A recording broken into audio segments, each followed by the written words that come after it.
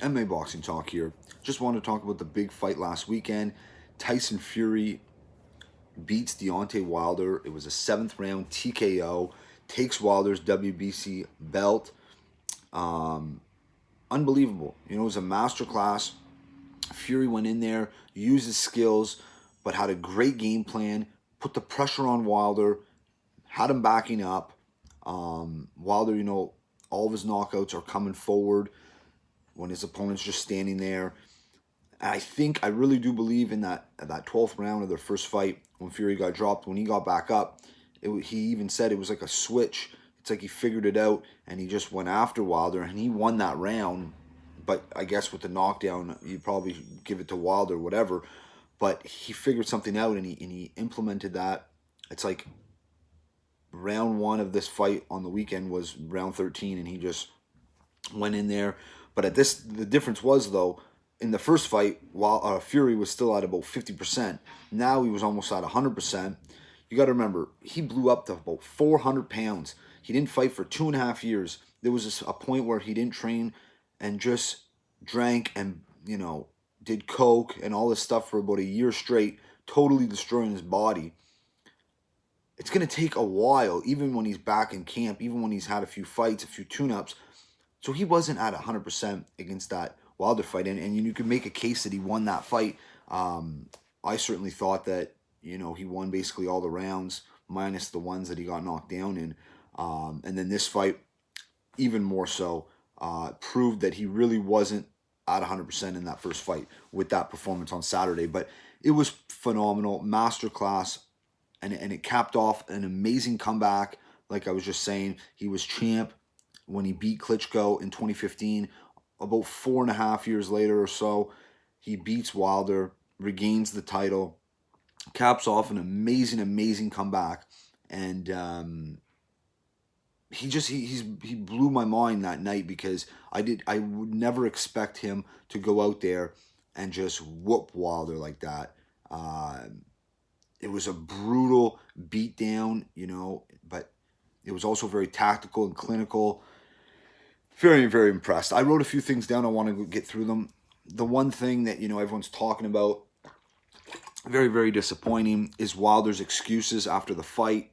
When he was first in the ring, he said he mentioned his legs, but also he didn't want to make excuses. That night, his coach mentioned that his costume was too heavy.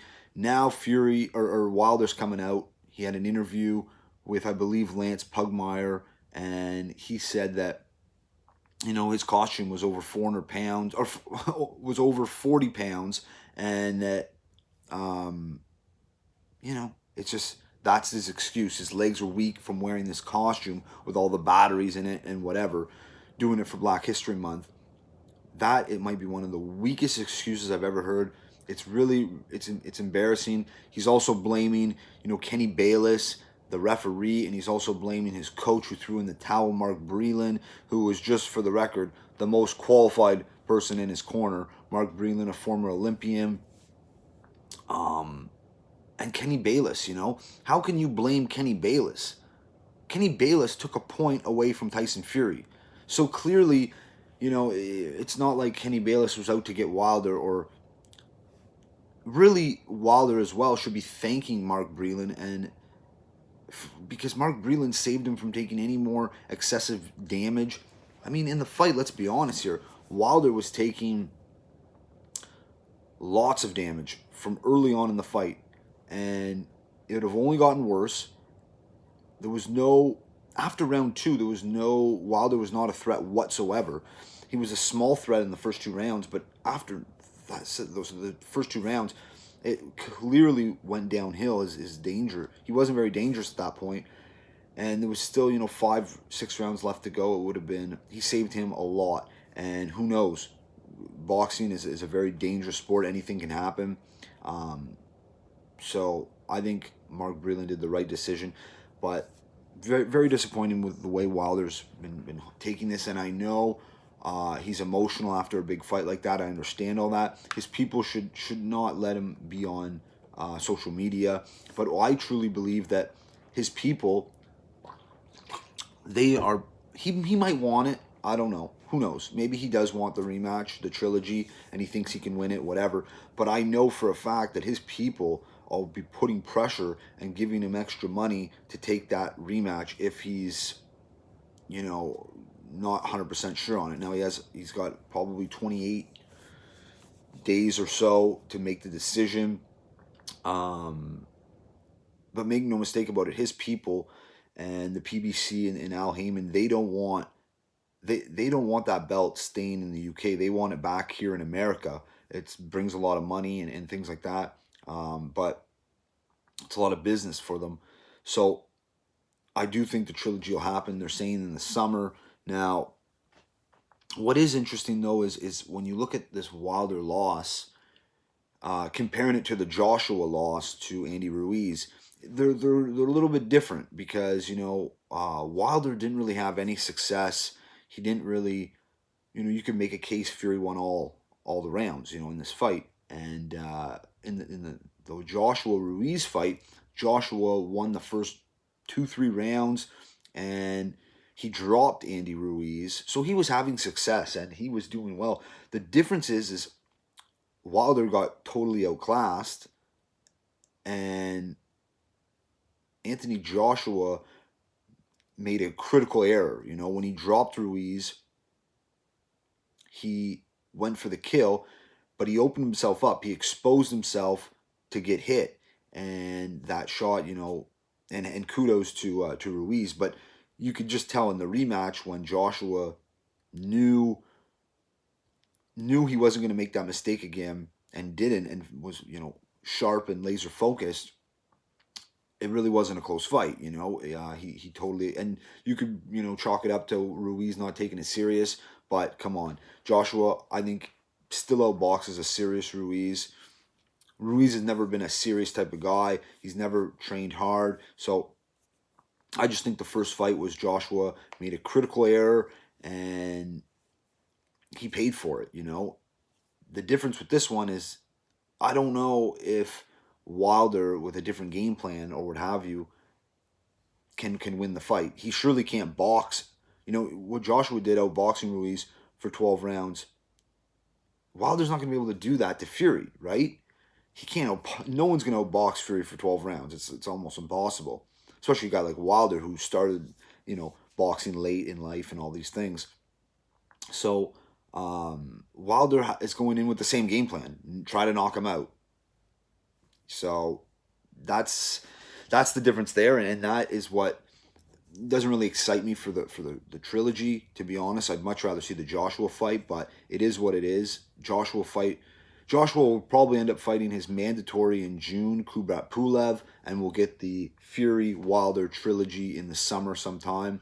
And then in 2021, more than likely, the first half of 2021, we'll probably get Fury versus Joshua, which will be amazing. I'm hearing it'll probably be in the U.S. because it's such a big fight. And assuming Fury gets past Wilder in the trilogy and Joshua, keeps his belts until then, it'd be for all the marbles. The actual undisputed heavyweight championship, which, we haven't had an undisputed heavyweight champ since Lennox Lewis when he retired in 2004.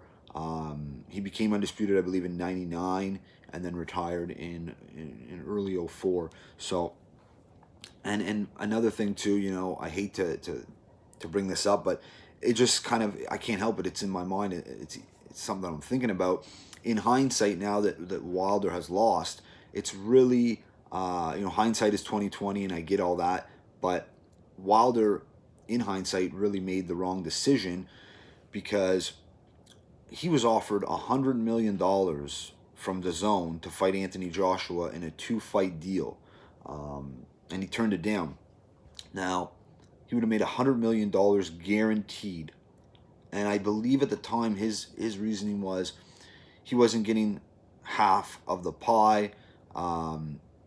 He felt he deserved half the pie against Joshua, even though Joshua had the more belts, the more, he brings in more fans, more popularity, what have you.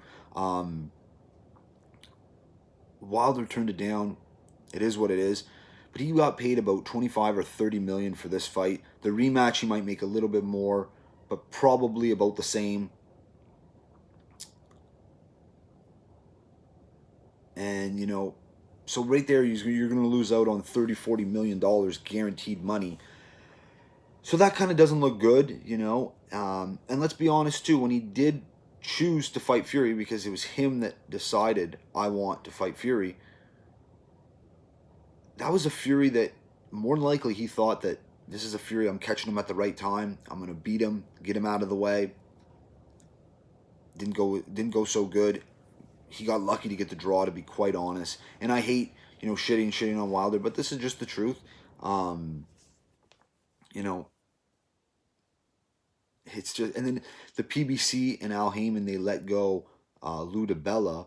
Lou DiBella tried to get a meeting with Wilder and the DAZN people. He was trying to help Wilder and get him more money because he cares about Wilder, whatever. And when the PBC found that out, they shut it down right away. They probably had to pay Wilder more money because of that to make him happy. I think that's why he got 20 million against Brazil, which, I mean, there's no way that fight generated enough to pay Wilder 20 million. So, you know, all to say, Wilder should have definitely taken that deal with DAZN. He's losing out on a lot of money, but it is what it is. And at that time, you know, they were both undefeated, and both guys have lost now, but at the time they were both undefeated, and Wilder had 3 of the belts, or Wilder had 1 belt, Joshua had the other 3. That would have been so special, and that everyone was excited for that fight. But when you let things marinate for too long, you know, it got spoiled, you know. And but now the big fight obviously is between Fury and Anthony Joshua. That's the fight to make. Huge fight in the UK. But I don't know if it's going to happen in the UK, so we'll see. But that's the fight to make now. And that fight will decide who's number 1. I mean, Fury's number 1. But to really cement it and to make, you know, have no discussion, no debate, he would have to go out and beat Joshua. And I think that fight happens in 2021. So let me know what you guys think. I know I went through a lot of stuff there, a lot of negative stuff about Wilder, but it is what it is, because I'm just stating truth, you know, in my opinion. And let me know what you guys think. That's it for this one. Peace.